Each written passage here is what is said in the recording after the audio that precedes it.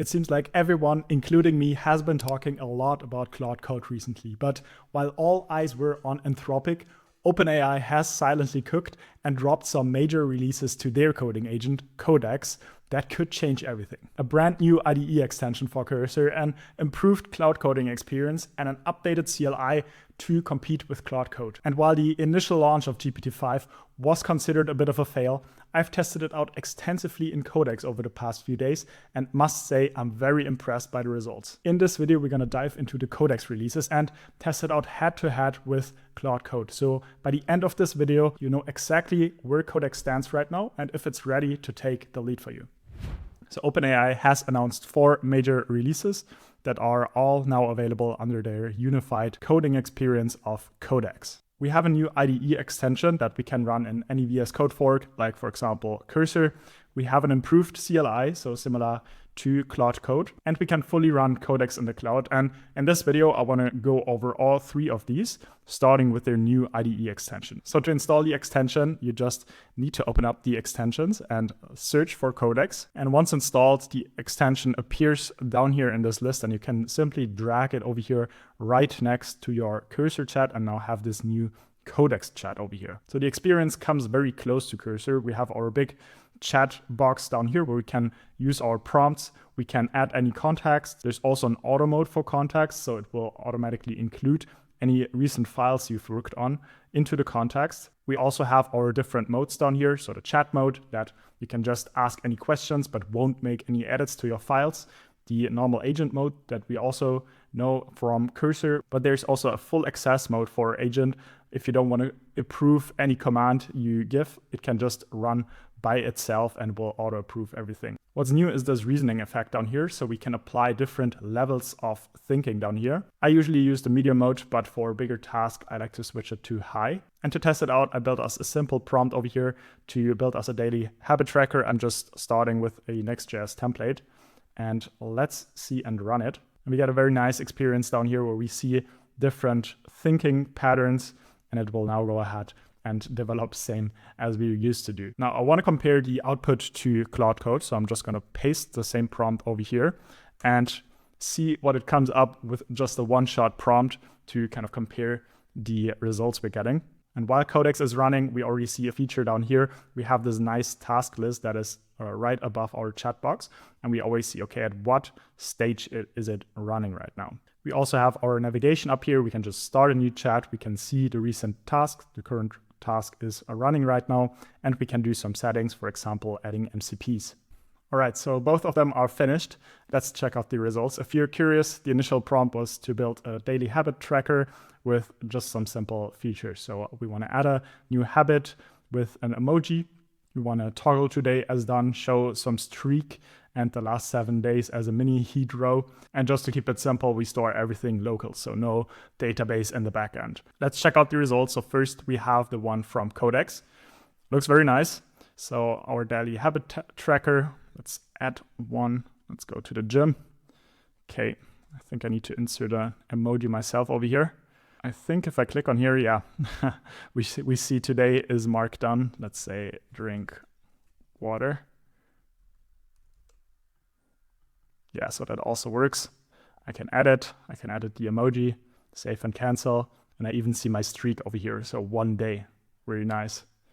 Let's check out the one from Claude Code. Okay, so these are a bit more wilder color choices. Let's check out the functionality. So kind of the same. We have the emoji over here, can add it.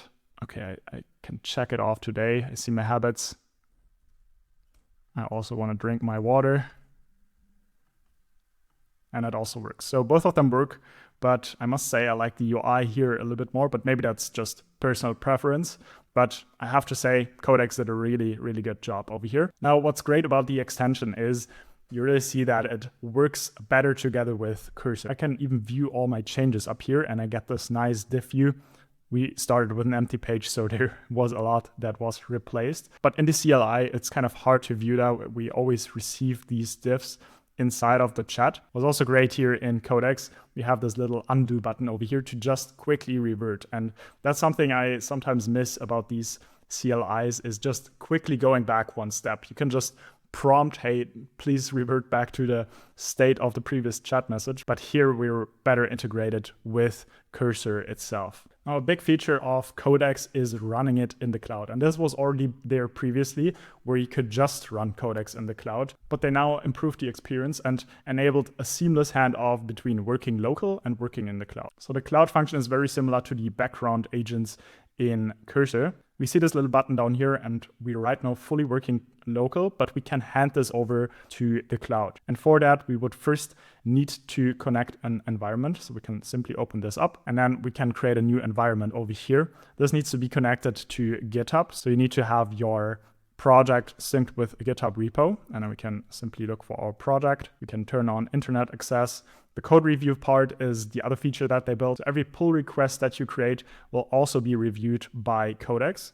Let's create the environment. And this is an experience that Codex already had previously. So we can now write our task over here in the cloud and kick it off from there. However, we can also kick off the task inside of the extension. So we can now run a next task in the cloud. So one thing that I would like to improve over here, instead of me needing to manually input an emoji, I would like to have an emoji picker over here.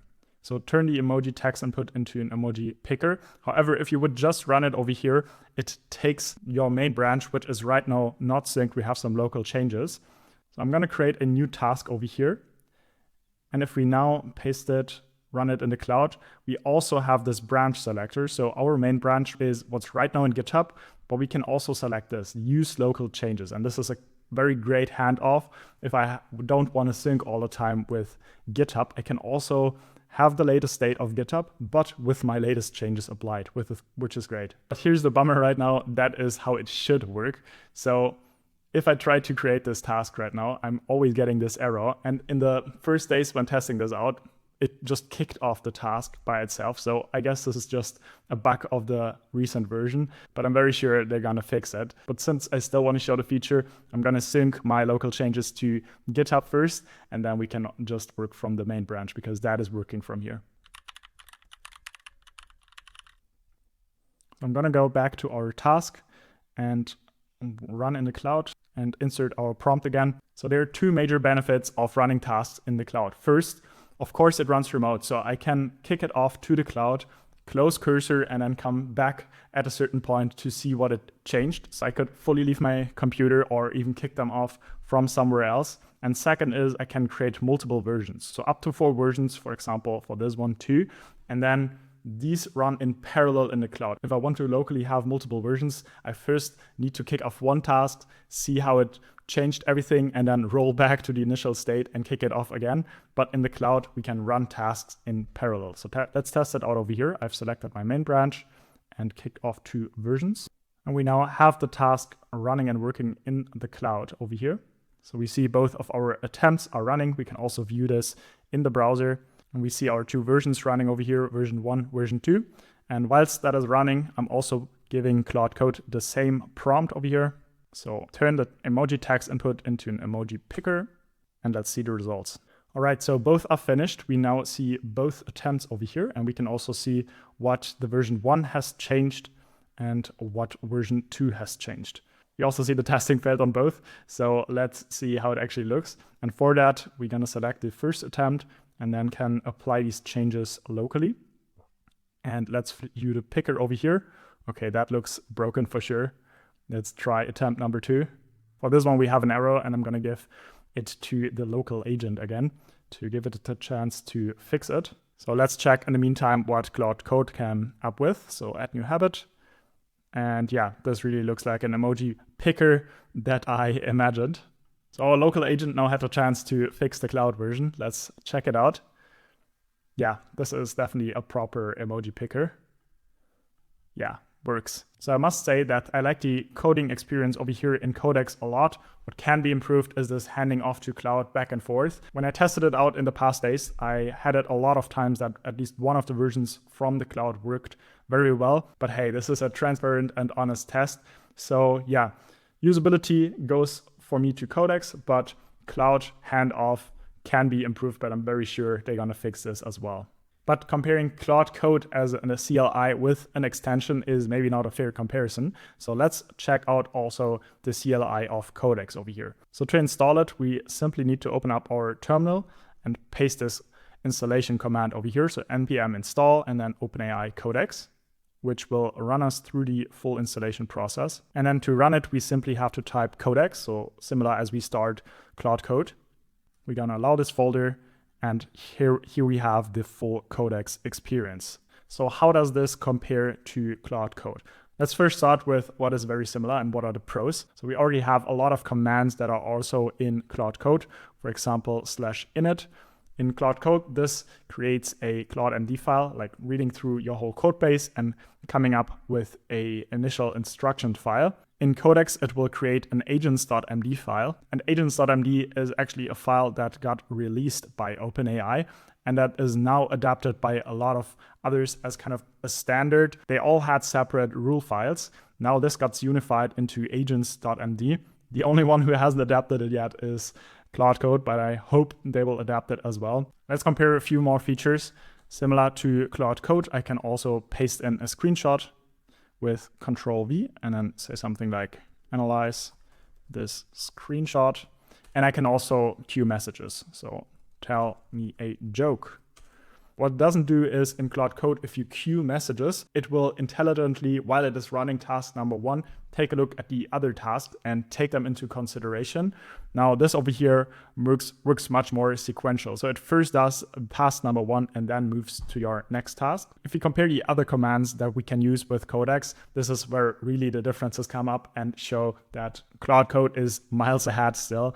So the commands that I can already run is /model to pick the model I'm using, /compact to summarize a conversation. But Claude Code has a lot of other commands, like for example, setting up subagents, setting up hooks. All of that is not there yet in the Codex CLI. So what are my thoughts on the current state of Codex? First, in terms of pricing, it right now works with your ChatGPT subscription. If you're serious about coding, you definitely need a pro plan. Right now, they only offer the $200 Pro plan, but I'm very sure they want to be competitive with Claude Code and soon gonna release kind of a $100 plan. But in terms of value, subscribing with the model providers themselves, like OpenAI or Claude Code, will for sure give you a better value than just using those models inside of Cursor, because Cursor, of course, needs to take their fair share of pricing. Also, I must say, working with GPT-5 inside of Cursor gave me way worse results. I was really disappointed at the launch, as pretty much everyone was.